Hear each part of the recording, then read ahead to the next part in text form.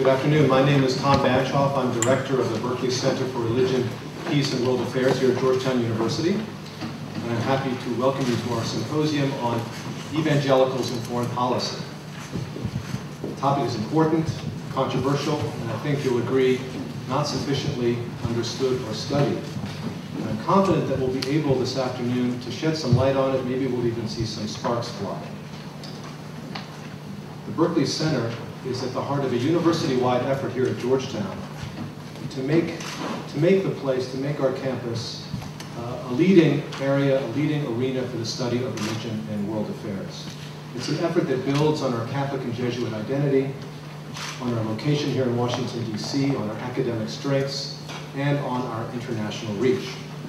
This event's co-sponsors are part of that university-wide endeavor: the Mortara Center for International Studies and the Program for Jewish Civilization within the Edmund A. Walsh School of Foreign Service.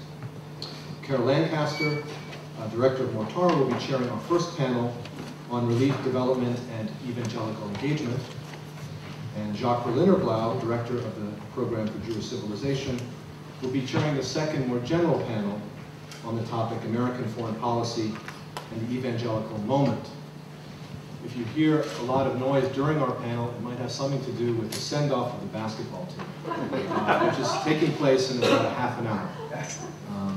Also, you'll hear some airplanes going by periodically. A little background just on the symposium and how we got here. There is the compelling nature of the issues we're addressing, but also the support from the Henry Luce Foundation that made this symposium possible. The School of Foreign Service received a grant from the Luce Foundation as part of the Foundation's initiative on religion and international affairs. That grant has two parts. One, an emphasis on the religious sources of foreign policy, the other on religion and global development. And as you can see from our program, we'll be touching on both of those themes today. The religious sources of foreign policy in the U.S. context, we'll be looking at these themes in a comparative context over the year to come. Clearly, in the U.S. context, the issue has global implications. Because the U.S. is what it is, the most powerful country in the world, a country with a predominantly Christian population, and a political culture that is inflected in both secular and religious ways. Our hope is that the symposium will increase our knowledge about evangelicals and foreign policy, challenge some stereotypes, and frame questions for further discussion and study in the months and years ahead. So thank you for coming this afternoon. And with that, I turn it over to my colleague, Carol Lancaster.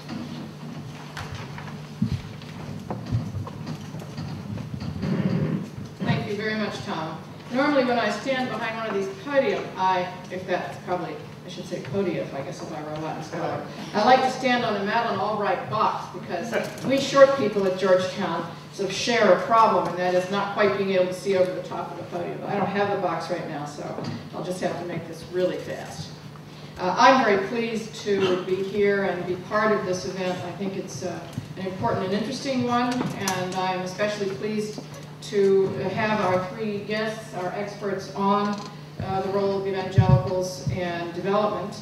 What I would like to do is to introduce them individually very quickly and then turn it over to them to make a series of comments. They have been asked to address a number of questions which probably most of you will not have had a chance to look at, but that discussion will take us into the issues, and then we can follow up with a series of questions and answers or exchanges or comments. So our first speaker is going to be Rachel McCleary from Harvard University. Rachel is the director of the Religion, Political Economy, and Society project at the Weatherhead Center at Harvard. She lectures in the government department as well and is a research fellow at the Hoover Institution at Stanford University. Now don't ask me how she does both, since they're only 3,000 miles apart, but this is the modern age and we do a lot of things. Her current research is, and I'm going to quote, a comparative analysis of organizational change and church-state relations among U.S.-based private and voluntary organizations in international relief and development since 1939. I've looked at a number of Rachel's publications, and I must say they really do put things into context and provide us with an understanding of the landscape and the evolution of the issues we're going to be talking about today. So very glad you're here. Serge Duss is the Senior Advisor for Global Affairs at World Vision. And World Vision is, of course, the largest, I think, of all the NGOs working in relief and development. I came to know it when I was in AID, and they were bigger than we were, and we had always thought we were the biggest. But now, of course, we have also the Gates Foundation, which is probably the biggest with money, but not with as many people involved. So World Vision is a very important and effective actor in this area. And Serge has been very much involved in the advocacy side, as well as spending 22 years in the field working on development issues. Seiple is the president of the Institute for Global Engagement, which is a non-governmental organization that promotes sustainable environments for religious freedom worldwide. He has been an Earhart Fellow at the Fletcher School of Law and Diplomacy. We don't mention that name around here very often, nor do we mention Johns Hopkins SAIS, but they are all out there in the same universe with us. And he has been an infantry officer in the U.S. Marines from 1990 to 1999. So a very interesting background, and we'll have some very interesting things to say. So we're going to proceed in that order, and again, thank you all for being here. I'm looking forward very much to what you have to say.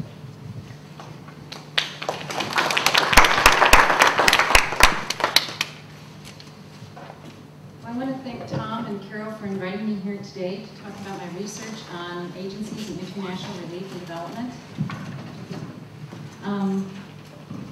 What I'm going to do is I'm going to present a market approach to the field of international relief and development and the competition among types of private and voluntary agencies in international relief and development. But the major question that I've been addressing is, how did evangelical PDOs come to dominate the field of U.S. international relief and development? Now, if you take a look at my first table over there, what you're going to see is World Vision and Feed the Children dominate the top of the list in terms of religious, private, and voluntary agencies. I don't call them NGOs, I call them PDOs, and that's how they actually refer to themselves, as private and voluntary agencies.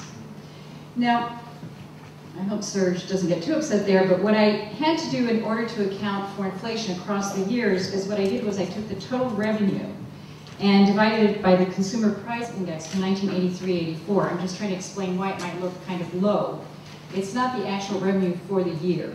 The real revenue, this is nominal revenue. All right, this is real revenue, right?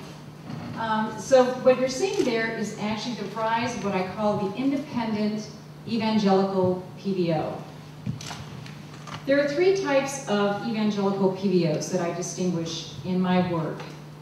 I distinguish the traditional denominational PBO, which would be the Mennonites, the Adventists, the Brethren. Those have the traditional denominational structure. Then there is the independent evangelical PBO, which would be World Vision, Feed the Children, Math International, Operation Blessing. And finally, there's what I call the parachurch evangelical PBO, and I use it in a more technical sense than I tend to find in the evangelical literature. I use it in the sense that these are agencies that are affiliated with the parachurch, with some type of evangelical church. They have a direct linkage with that church. So in that sense, they're parachurch. And this is an important distinction because unlike the independent evangelical PBOs that you see at the top of this list, these agencies can raise funds across denominations and across churches. And in fact, that accounts for a large part of their success in international relief and development. Okay, we can quickly just, you can see what I did was I went back through the years. So if you look at the evangelicals, no, just forget the secular, we'll just do the religious ones. For 1990, the religious ones are now dropping. World Vision has now dropped down into 6th place, or 5th place, yeah, 5th place. And you have the traditional Summer Institute of Linguistics coming up, Feed the Children is there. But primarily what you see is what was traditionally called the three great faiths: the Jews, the mainline Protestants, and the Roman Catholics. All right? So I'm going back 10 years so you can see the cycling in of the evangelical relief and development agencies.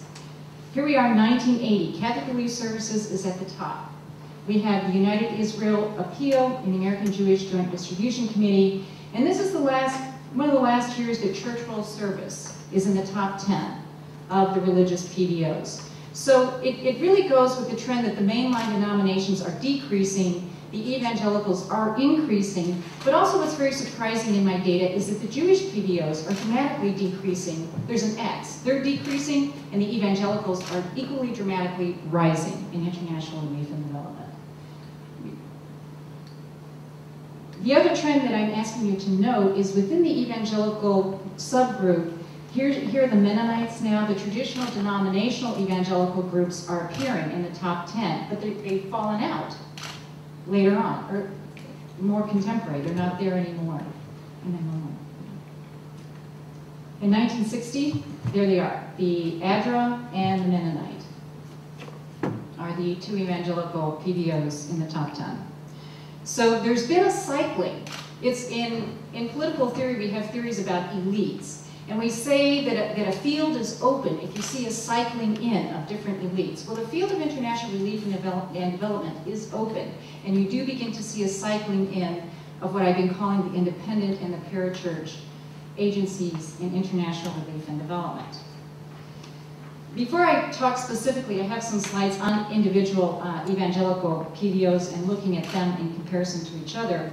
I just kind of want to give you the big historical picture. In terms of numbers of PBOs, I think you have to go back one to the total.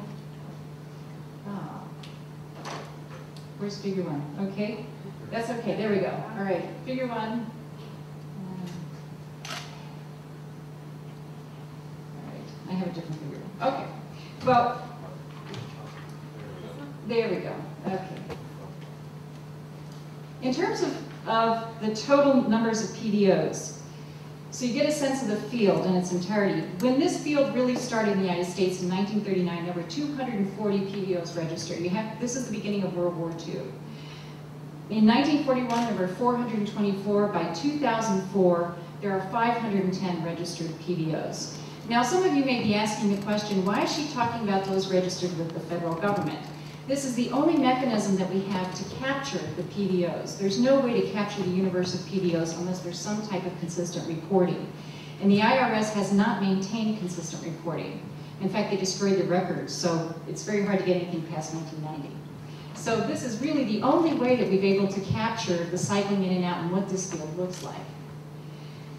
The growth in terms of PBOs took place particularly in the late 1980s when you see the rise of World Vision and Feed the Children and other independent evangelical PBOs, and in the early 90s. So in 1986, there were 178 PBOs. By 1993, 417. Now, in this figure, figure 2, that's kind of hard to get all on one page, but you can see by the colors, I've broken them down by 6 types: mainline Protestant, Catholic, Evangelical, faith-founded Christian, ecumenical, and Jewish. So I'm just going to, for time's sake, give you just 2 comparisons. In the breakdown of number of religious PBOs by types, in 1940, 38% were Roman Catholic, 25% were Jewish, 15 mainline, 7 evangelical, and 6 faith-founded. The largest change that we see now taking place is the rise of the evangelicals and the decline of the Jewish PBOs. So in 2004, we have 9% Roman Catholic, 5% Jewish, 11 mainline, 46% evangelical, and 12% faith-founded. So it's a dramatic rise in evangelical PBOs. Now in terms of real revenue, what we're looking here is that the share for religious PBOs, their real revenue rose from 30 million in 1940, which was 18% of the total revenue of all PBOs, to 321 million in 1945, which was 22%, to 534 million in 1946, which was 47%. And that makes sense because the religious PBOs at the end of the war were helping resettle displaced persons and were moving into refugee assistance. But subsequently, the revenue of religious PBOs fell at a slower rate than secular. So the low point of religious revenue of 207 million in 1952 on the graph represents 79% of the total. So thereafter, religious and secular revenue both tended to increase, but religious revenue typically grew at a slower rate than secular. Therefore, the religious share recovered to 47%, if you look at the end of the graph, in 2004.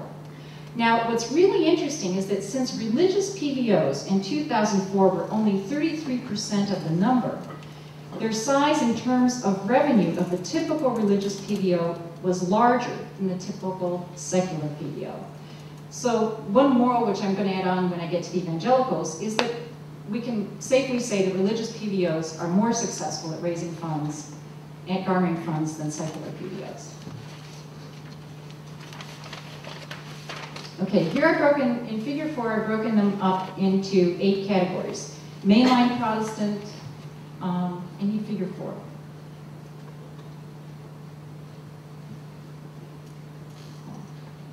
Why don't you make 150% down to 100? Yeah, 125. The label is below the charts.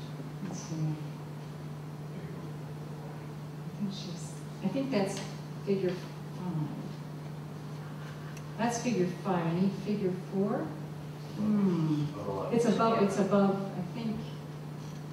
Yeah. Yeah. There you go. No, come down. Just the graphs. A little bit up. Sorry. That's okay. Okay. In terms of figure 4, this describes the real revenue of religious PBOs, and I've broken them up into 8 types for you. The fraction of total revenue of religious PBOs accounted for by Jewish organizations was a remarkable 72% in 1940, even though they only made up 25% of the number. And this shouldn't be surprising given World War II. But the most striking changes thereafter were the decline of the Jewish share and the rise of the evangelical and faith-founded shares in terms of real revenue. In 2004, the percentages of total revenue for religious PBOs were 53% evangelical, 16% faith-founded, 13% Catholic, 7% Jewish, 6% ecumenical Christian, and 4% mainline Protestant. So that gives you quite a dramatic picture of the rise of the evangelicals. Okay, figure 5, and then I'll get to the evangelicals. Figure 5 shows the evolution of the federal share. You have the overall in the left graph, and on the right graph you have secular and religious. It shows the evolution of the federal share of total revenue for all PBOs and for secular versus religious on the right. Now, for a few years in the 1950s, you can see on the right, the federal support for religious PBOs, in the sense that they garnered a larger share of revenue from federal sources, was greater than the secular PBOs. But an interesting way to look at this, and this data was kind of surprising to me, is to look at the number of PBOs that were registered that did not receive federal funding. So in 2004, 40% of all the agencies with a positive total revenue reported 0 federal support. Out of this 40%, the breakdown was 33% secular and 55% religious agencies reporting receiving 0 federal support. So this gives some support to the Bush administration's position that religious PBOs are not receiving, in quotes, their fair share of federal assistance from the federal government in terms of international relief and development. Evangelical agencies averaged 32% of their revenue from federal sources from 1955 to 1967, but only 15% from 1968 to 2004. So it's very clear that they're declining in terms of their dependency on federal dollars. So now I'm going to show you the graphs of the financials for the evangelical PBOs. And the reason that I'm putting these together is so that you can actually see the trend very dramatically on these charts. The total revenue is in blue, and the federal is in red, if you can make that out. So World Vision has just skyrocketed, but it's skyrocketed on private money, not on federal money. I think if I calculate correctly, the latest data I have is 2004, 30% of World Vision's income is from federal sources, I think, if I did that right. No, it's less than 20. Less than 20? Never gone over 20. Oh, I'm sorry. If I factor out domestic, that's what I did. I factored out domestic programs, so I only had international. Yeah, currently it's 19%. We've never been over 20%. Okay, so 19% for 2006. Right. Okay. I only have for up to 2004, so. So what you're actually seeing here is the dramatic increase in terms of private funds that are raised by evangelical PBOs. They're mimicking each other. You don't see a trend that's very different. Compassion International is running into some problems, but Operation Blessing, World Vision, and Feed the Children all have the same trend. Now this one is just for comparative purposes, so that you see that the other agencies that are not evangelical don't mimic that pattern. They're not as successful as raising private funds as the independent evangelical PBOs. So you have the American Jewish Joint Distribution Committee, you have CARE, which is substantially dependent on federal dollars, Catholic Relief Services, which takes the bulk of Catholic dollars. I think lately it's like 49% of its annual budget is federal dollars, and Food for the Poor is in there. Food for the Poor was Catholic, but it broke off from the Catholic Church, so I classify it as faith-founded now. Now in this chart, I just want to show some other independent evangelical PBOs so that you can see that the trend is continuing. It's not random. It's actually a pattern within the subgroup. Okay, and then finally, my final graph here is on the traditional denominational PBOs. And I want you to see that they, in fact, don't mimic the independent evangelical PBOs. They're not successful at raising private funds. So this goes back to the original question of my presentation, is why have the evangelical PBOs been so successful? Why did they increase? Well, to answer this question, I went to the General Social Survey, which asks the question starting in 1984, do you believe in the Bible as the literal word of God? And the inerrancy of the Bible is one of the basic tenets of evangelicalism. So I followed this through and I found that it actually response to this question is stable starting in 1984, that you really don't see a significant increase in the responses to that question. So this leads me to conclude that the rise of the evangelical PBOs was not due to change in demographics, any significant change in American demographics. It really says a lot about their structure, their organizational structure, and how they raise money. They're able to cross denominational loyalties and raise funds both from mainline Catholic and Protestant denominations, and they're able to form a broad base of support from a variety of adherents. So I call this organizational form a technological innovation, that these independent evangelical agencies like World Vision and Feed the Children, which are at the top now in the top 10, have really figured out how to do this across different types of faiths. And it's basically dramatically changed the field of international relief and development. They're now at the top. You now no longer have the traditional denominational agency. Finally, I just wanted to say that the religious, as I said before, the religious PBOs as a group, even though they have lower federal revenue than secular PBOs, the size of the total revenue of the average religious PBO is larger than the typical secular PBO. So this means that religious PBOs as a subgroup are attracting private funding at a higher rate than secular PBOs. And independent evangelical PBOs such as World Vision are definitely setting the trend. Thank you.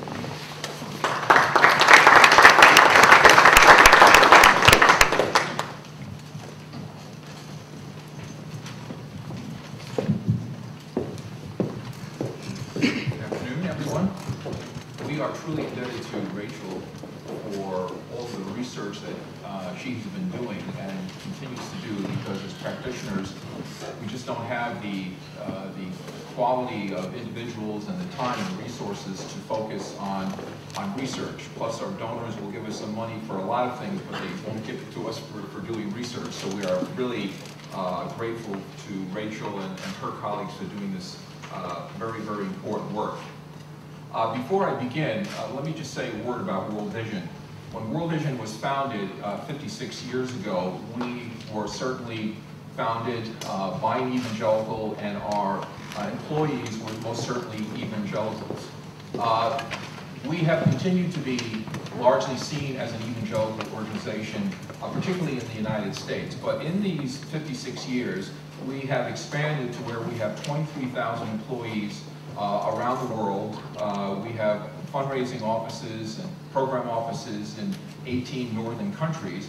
And so we are where we are seen as evangelical, we would like to be seen as a Christian organization because we work well with, within the Protestant community, where the evangelicals are based, with the Catholic community, and with the Orthodox community. Particularly in Eastern Europe, we have partnerships with the Orthodox Church in Russia doing HIV/AIDS work, in Romania, in Armenia, and various other countries. So we would like you to see World Vision not just as an evangelical organization, although our roots are there, but as a full-fledged Christian organization.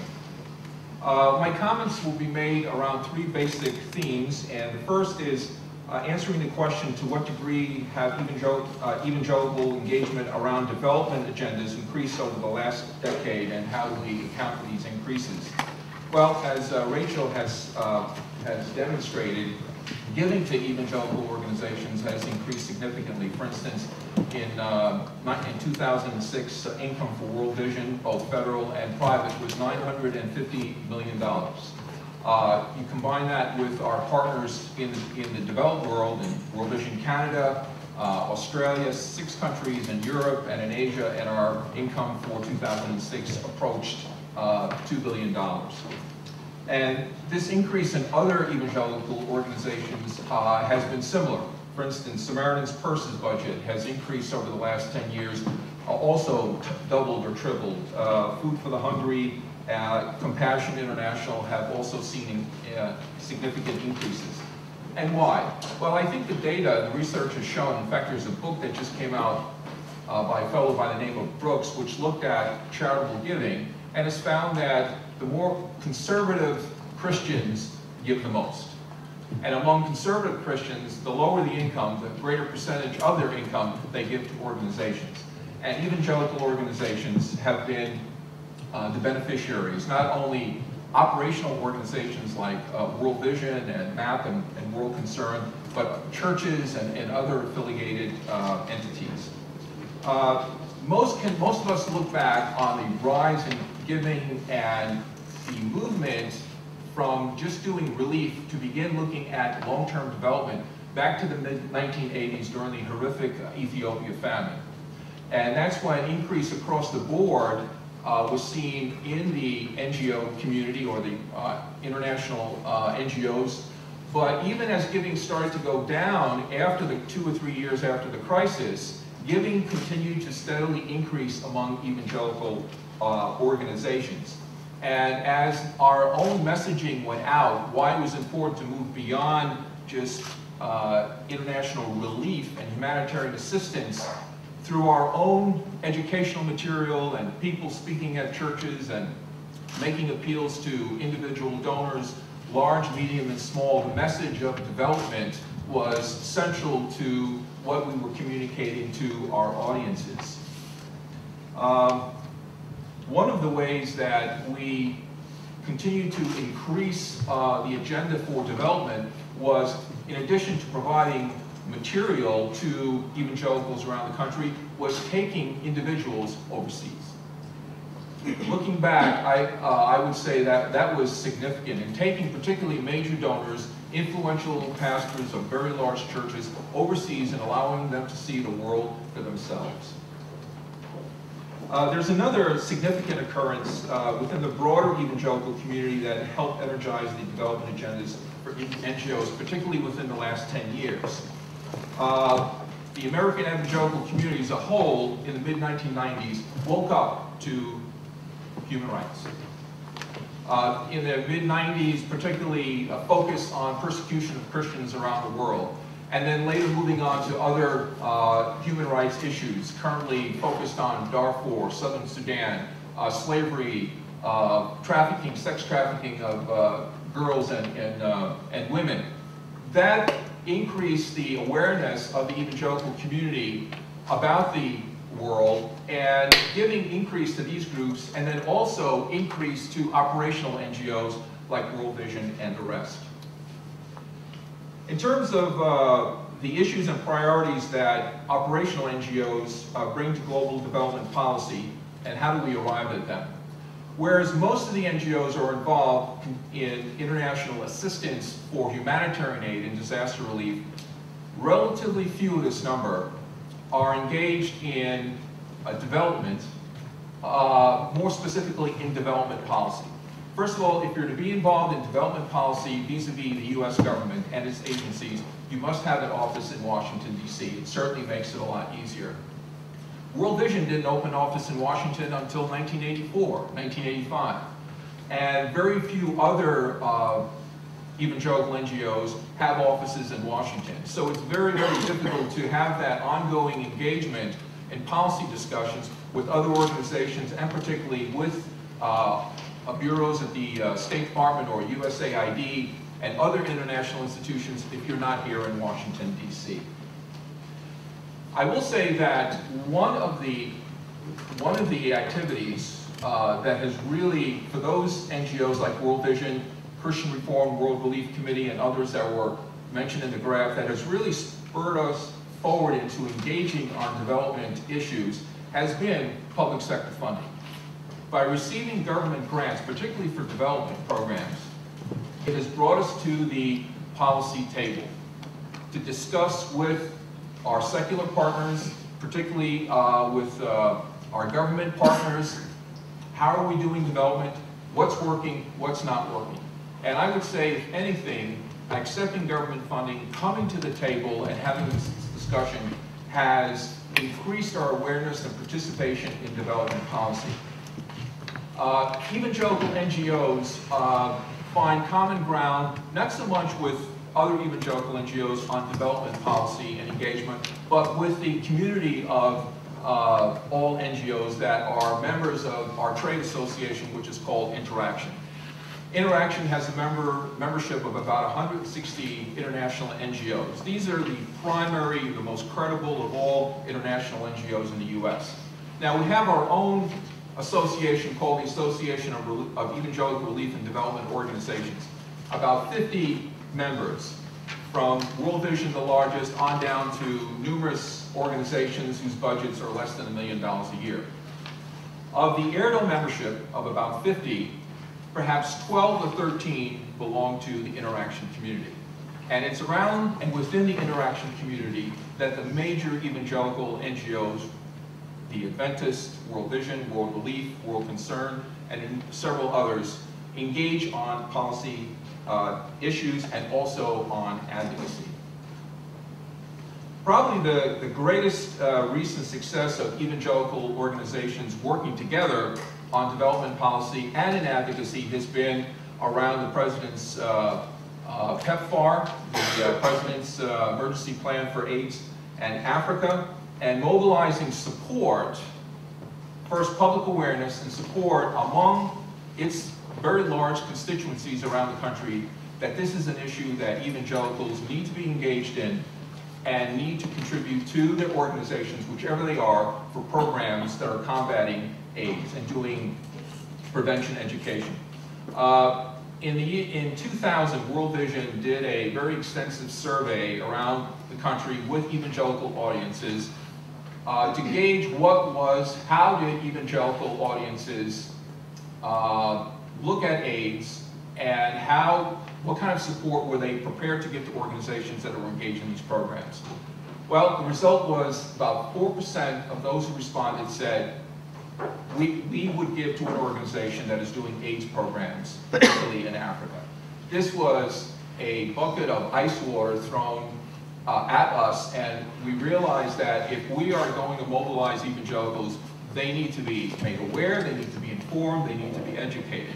And as a result of some very expansive and a good deal of funding put into programs around the country, we conducted a 16-city tour with religious leaders, both mainline and evangelical, to provide more awareness of what was taking place in Africa, particularly, as well as Latin America and Asia when it comes to the AIDS crisis.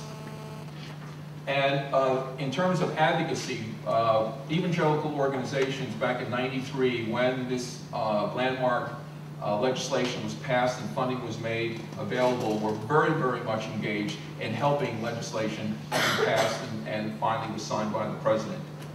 One of the things that we've all tried to do, secular and faith-based organizations, is take members of Congress overseas, particularly to Africa. I remember in I remember in the mid-90s hearing this statistics that just overwhelmed me or underwhelmed me. Of new members of Congress elected in 1992, 94, and 96, 80% did not have a passport when they came to Washington, D.C.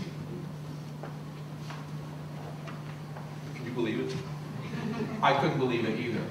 So just as we introduced Congressman Frank Wolf and Congressman Tony Hall in the early 80s to hunger and famine, we continue, and many of our sister organizations continue to try and take members of Congress on trips overseas, just to let them see for themselves. And occasionally we succeed, and the changes that take place, as it has taken place in donors, as well as members of Congress who determine policy on foreign assistance, it always either changes people's minds, or if they had opposed foreign aid, they at least become neutral.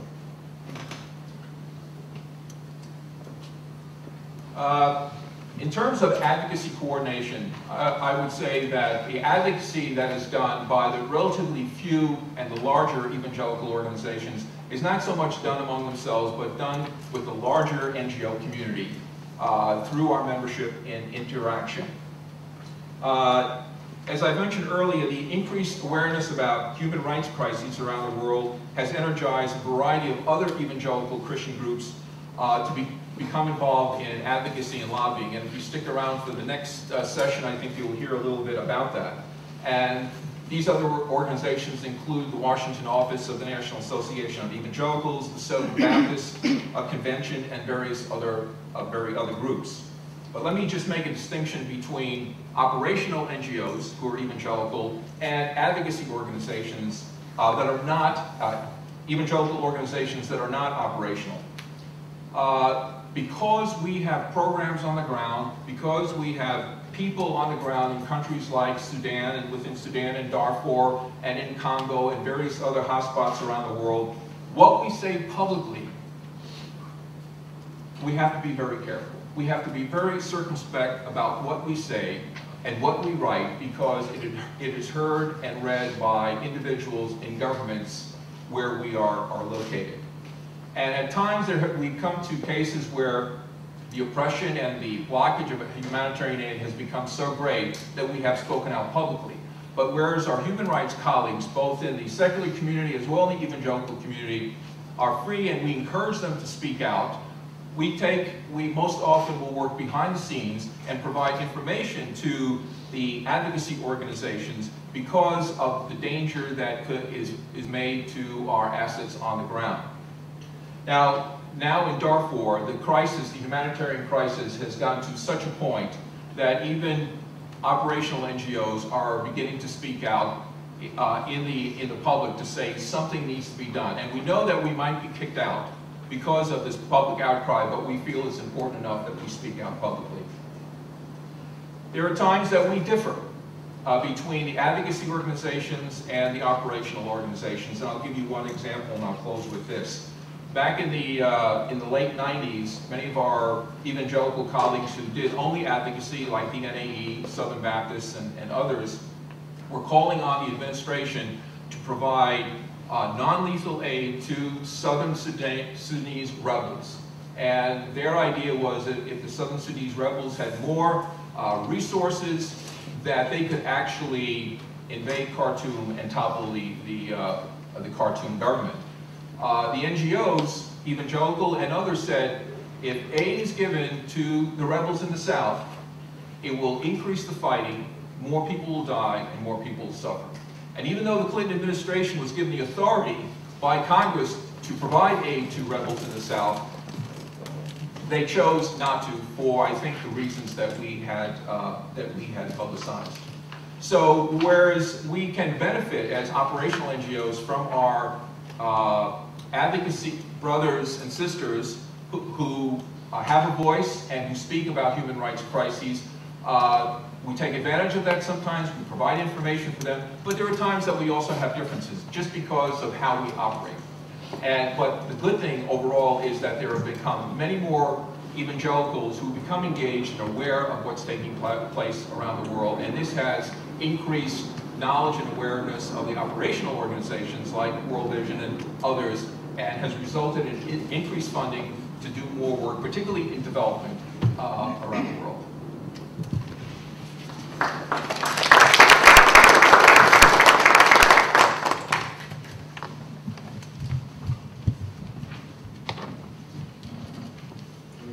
Slideshow, so it just takes up the whole screen.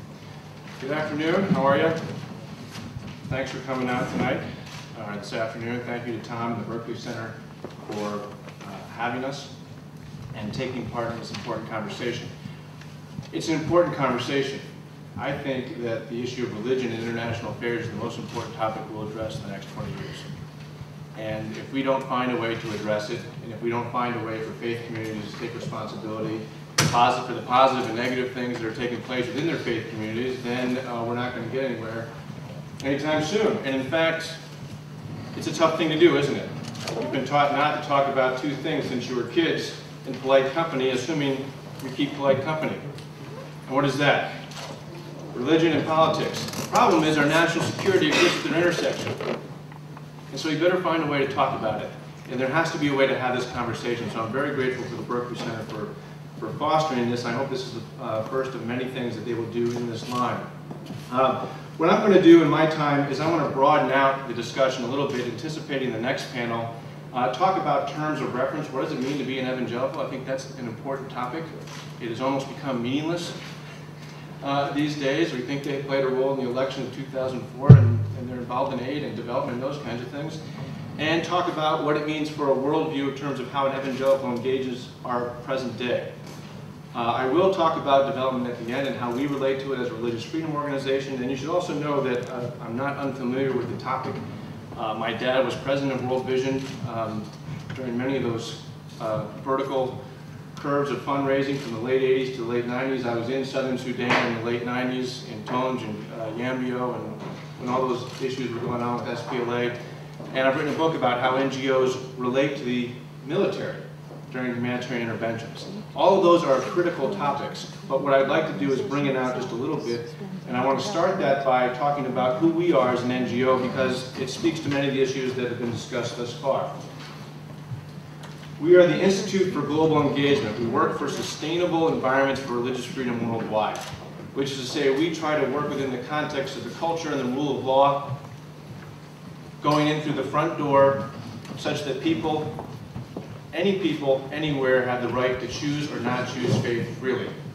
We do that as a faith-based organization, which is to say we're a Christian organization, and I would say many of our staff would even answer to the label evangelical. Sometimes we don't for political reasons when we're overseas, because it just brings too much heartache, and I'm going to talk about that in a second.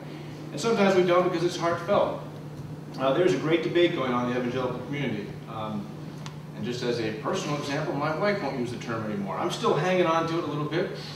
But there are some internal fissures and dynamics going on that have profound implications for foreign policy. And I want to talk about that as well. So, we are nonpartisan, we are non-proselytizing. That means we take our faith so seriously that we want to work for someone else who's made in the image of God, to our mind, and work for their right to choose or not choose faith freely. And we do that in places like South Asia, Central Asia, and East and Southeast Asia. Along the way, we obviously have to get involved with some kind of educational efforts if we're going to take on this paradigm shift, which is quite broad if you think about it from simply the basis of not being able to talk about religion and politics to the fact that evangelicals or Christians might have influence on U.S. foreign policy.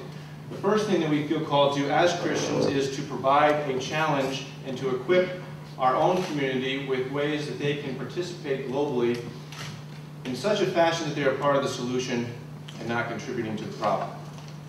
And that's a big one, but what we've done is we've established the Global Engagement Network, and that is done, we have done that to provide that challenge, and we do things like conferences and publications and are working on curricula for various types of audiences to reach Christians and speak to them in a language they understand about why they should be globally engaged and why they should care. You're going to hear a little bit more about that later.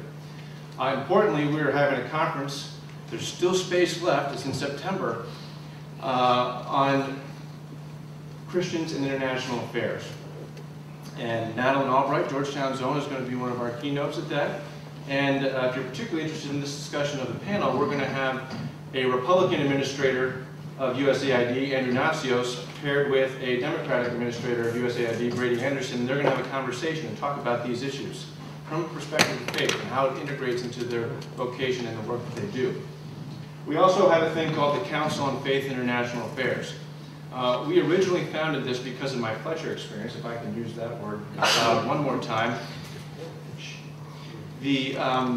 My experience at Fletcher was that religion was rarely treated at all in the context of international affairs. I was someone who took my faith seriously, but it was never used except in the negative context as a catalyst to conflict. And so we wanted to demonstrate that faith had something to say about international affairs, that it could actually play a positive role. And frankly, if I can take a shot at my own evangelical community, we also want to demonstrate that evangelicals can write with footnotes and that they think and are writing and thinking about this deeply. And as we went through that process, what we discovered was that we are the only journal of record in the field. Therefore, we're the best journal. You need to publish with us. But because of that, and because of the need, and because the #1 issue of our times is religion and international affairs, we have changed that over into a multi-faith, multi-worldview, which is to say non-faith or secular humanist worldview, board of advisors and board of contributors, and there are multiple faiths represented in every single issue. And we hope that you think about that as your journal and it's not something that you want to publish in. And if you're particularly interested in the topic today, we go to the next slide. Walter Russell Mead wrote an article 3 issues back in Foreign Affairs about evangelicals and foreign policy. We asked a number of leaders from the evangelical community to respond to him, and then Walter had a reply to that. And that's this issue 2 issues ago that we did at the Review in Faith International Affairs. There's multiple perspectives on how to think about this thing with evangelicals and whoever they are doing foreign policy. And while I'm on that note, let me throw out an unsolicited comment about the title of this conference, In the Evangelical Moment.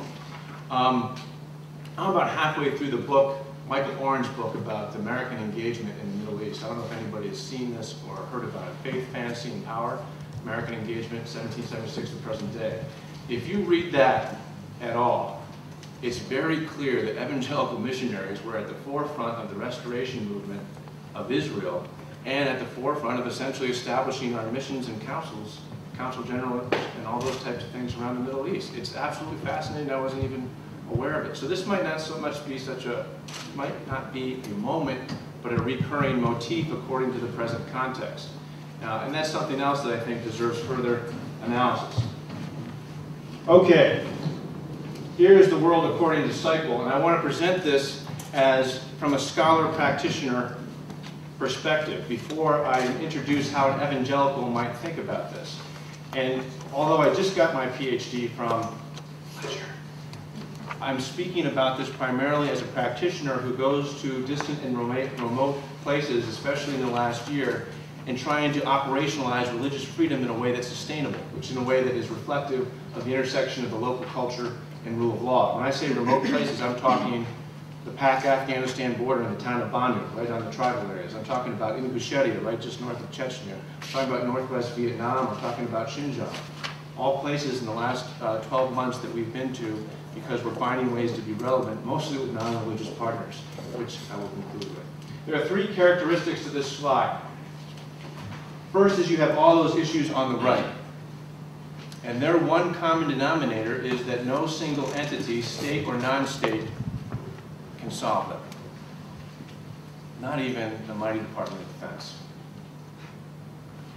The second characteristic, therefore, is it's not a question of if you're going to partner with somebody to address these global issues, it's when you're going to partner. And you're most likely going to be partnering with people who don't look like you, don't think like you, and certainly don't vote like you. This has been my experience with engaging Muslim fundamentalists in Northwest Frontier Province and communist atheists in Hanoi and Central Highlands and the Northwest Highlands.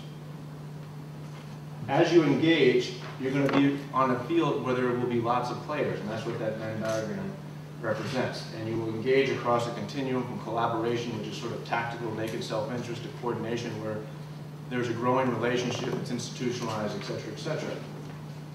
And if you want to engage, that means you have to understand the culture of the organizations that are present, that are international, but most of all, understand the culture on the ground. Okay, that's a practitioner's perspective. How does an evangelical relate to that? And I want to offer two different versions of that because it's very important and to name the dynamics that we're amidst right now as we consider this larger topic. Your first reaction, if you are not a Christian and not an evangelical, is, well, they don't engage. They don't do international affairs. They're only worried about culture wars. They only take care of themselves. It's not worrying about the rights of others. It's only the rights of themselves. They are rooted in a political ideology that is defined against things. That's a fair conclusion to my mind. There are folks out there that think that way. There are also folks that think differently. And that's the side of the spectrum that I hope to come from and hope to embody through our organization's efforts. And that is simply this. Well, let me start out with a quote from a pastor friend of mine who pastors a mega church down in Florida. He's on the board of National Association of Evangelicals. This is what he says it means to be an evangelical. One who believes the Bible is the Word of God, that Jesus is the Son of God, and his death on the cross paid for everyone's sins who accepts that gift of God's grace, and that we are to carry the whole world the good news that they can be sure of their forgiveness and have a personal relationship with God who loves them. That's a pretty basic, pretty good understanding of evangelicals. Now, my own understanding, if I can build on that just a little bit, is that evangelicals have a very high view, a very, very serious view of Scripture. And they see Scripture as a seamless story, Old Testament and New Testament. And it's a story of redemption and restoration and being redeemed. God says in Isaiah 65, I'm reaching out my hand to you obstinate people because of the sins of the world, those kinds of things. And Christians or evangelicals therefore view Christ as the ultimate reconciler because he died for the sins of the entire world. And so they take Christ very seriously, and what we're beginning to see now as evangelicals think about this broader evangelical or worldview of international affairs and its complexities, or stop asking, what would Jesus do? Which is kind of a selfish question for people who have too much time on their hands in the Christian kumbaya cocoon of American suburbs. I've never met an evangelical overseas who asked that question. They don't have the luxury. They don't have the time. What would Jesus do is what is Jesus doing? What is he doing? Now, where does that come from? Why do people want to keep giving? Here's my perspective on that. St. Paul builds out the teachings of Christ a little bit, and he says, you're supposed to be ambassadors for Christ. Ambassador is an interesting word. In fact, the quote is from 2 Corinthians 5:20, and it says, I want you to plead as if you were God for other people to be reconciled to God. So it's a part of that seamless scriptural story. But the interesting choice of words or diction is ambassador. An ambassador, by definition, is someone who has been equipped to engage a complex social, cultural, political situation and advance the interest of his or her state. And so if you're an ambassador for Christ, that means that you understand that God's sovereignty is over all issues, not just family values, and that more importantly and more radically, you can expect God to be at work among all those issues right there. So the secular worldview is, hey, no one's going to solve it by themselves. The Christian evangelical worldview as an ambassador for Christ is already there. And he's doing good things, and he's using people who are Christian and non-Christian and governments. That has radical implications for how evangelicals consider and steward their American citizenship as a gift of God. Which is to say, this human rights thing is just the beginning. There's going to be more evangelical involvement, for better or for worse, especially as the 20 and 30-somethings come of age. It's going to be a political tidal wave in terms of the influence and the money that's going to be given. And it's going to be defined, unfortunately, against the past stereotypes of what evangelicals were. Against things, political ideology. This is coming soon to a neighborhood near you. Another way of looking at it, we can go to the next slide, is simply this.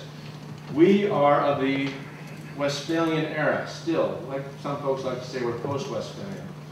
but we're still in that separation of church and state, which is a good thing. Don't think I'm some crazy guy talking about theocracy in Massachusetts again. I'm from Rhode Island, which is why we have religious freedom and this separation here. It's Rhode Island's example, not Massachusetts, that we're all children of.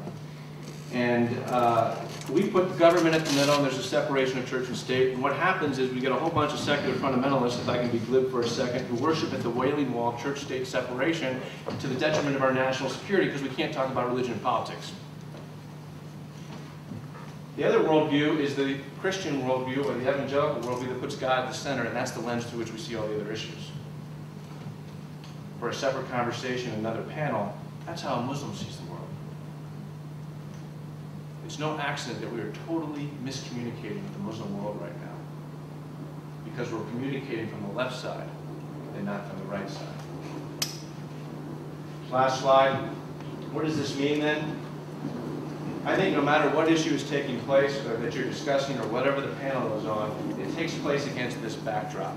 The only hope we got is religious freedom.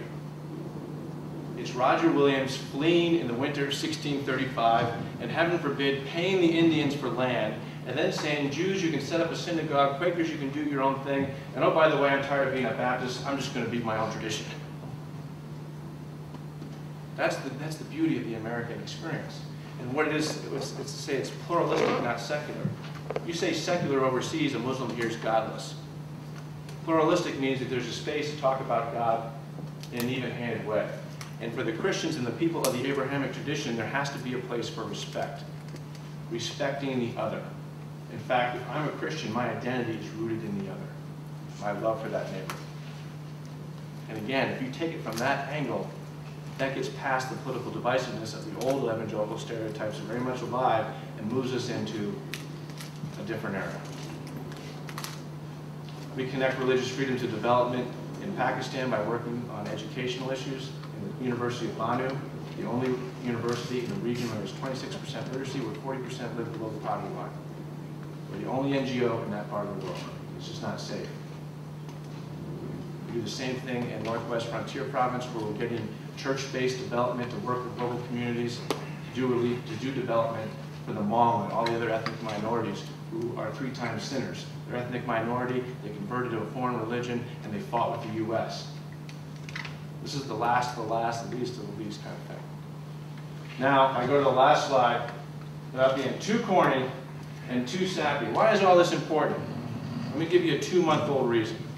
This is my son. This is our first son, our first child. His name is Liam Ambrose. And I know it's corny, but this is the way I think now.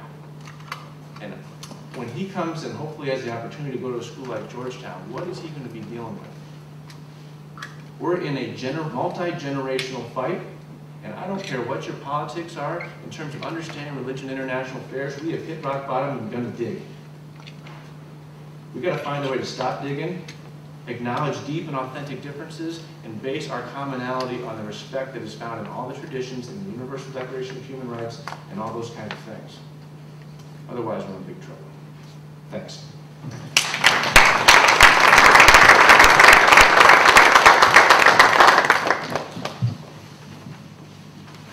Well, we've got a lot of information, a lot of analysis, a little bit of provocation perhaps, and a beautiful child sitting there. I think we can open this up to questions, but since I'm the chair, I think I'll take advantage of my position and ask a question. And it really keys off of Chris's comment that this is probably not a moment. This is not an evangelical moment. That this is something much more long-lasting, and this being the engagement. And I'd just like to get your reaction to that, or get your views on why do you think that is. And I ask this in a historical context because we've seen several great awakenings in the past several centuries. And then we've seen in the last century, if I'm right historically, a withdrawal on the part of evangelicals from the public sphere, and now a re-engagement. And not just a re-engagement in 1 or 2 things, but in a broad range of issues, and including the development one. So I'd like to get the reaction of any and all of our panelists as to whether and why this is not a passing phenomenon.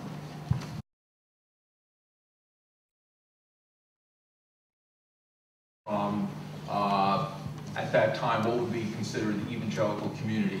And in the United States in the 1800s, particularly the latter part of the 1800s, those who were activist Christians, who were revivalists, a name that some of you may know or may not, Charles Finney, who was a revivalist, but also heavily engaged in social work. And so evangelicals were largely involved in not only the abolitionist movement, which is readily acknowledged, but also later on in advocating against child labor, reform throughout the Industrial Revolution, also women's suffrage, and so on and so forth.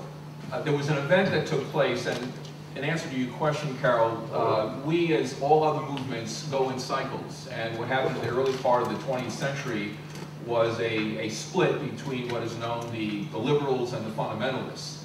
And the evangelicals, for the most part, went into seclusion. And then after World War II, with the creation of organizations, parachurch organizations like World Vision and many others, Campus Crusade, which is not a development organization, but there was a resurgence of engagement in the world by the evangelical community. And so that continued steadily.